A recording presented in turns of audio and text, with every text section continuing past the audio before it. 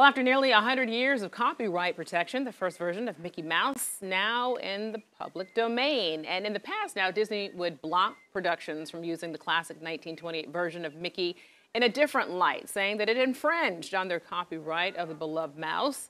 But now, since the version of Mickey is public domain, there's not much the company can do.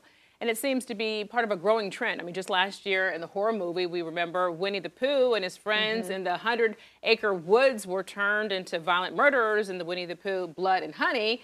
Yeah, that was... And, you know, it's a horror movie, but drastically different than what we remember as Winnie the Pooh, of course. Yeah, definitely caught our attention. Chief Legal Analyst Khalif Rhodes joins us now.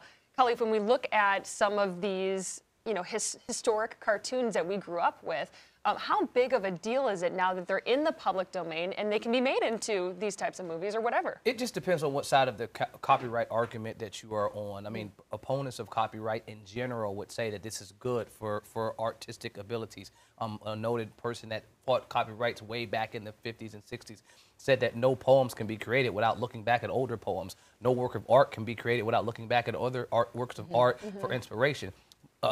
I would say that Disney has done a great job of protecting their works of art. And so this is, I won't say a big blow because it's only limited to the very first Mickey. You're not talking about the 1940 Mickey from Fantasia or anything like that.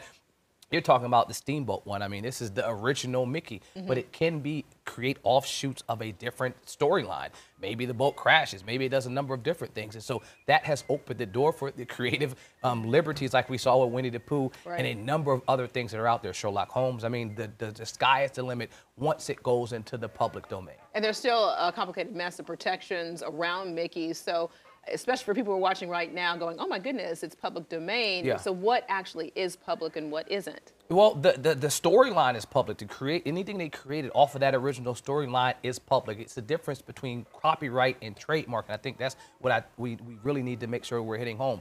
They have a number of serious protections around their brand. I mean, the Disney brand itself is huge. People go to Disneyland, Disney World. Why? Because they want to see Mickey, and so those protections would still be there. And sometimes a work of art goes into both areas. It will be copyright protected and trademark protected. And so while the storyline of the original Steamboat Willie, Mickey Mouse will be protected or won't be protected and be in the public domain, the trademark of Mickey Mouse will still be there. Is it once they hit the 100-year mark that it becomes public domain? And can they get those protections back? Great question. So it's 95 years, actually. Okay. And so originally in 1790, it was only 14 years. And then they went back and said you can go a little bit longer. And then most recently in 1998, that's when you got this 95 years thing. And it really boils down to a couple of things. 70+ years from the time of the author's original death, or 95 years from the work that this work was originally hired or produced. And so that's how we got this 95-year portion. I mean, again, that breakdown of copyright or trademark is a huge,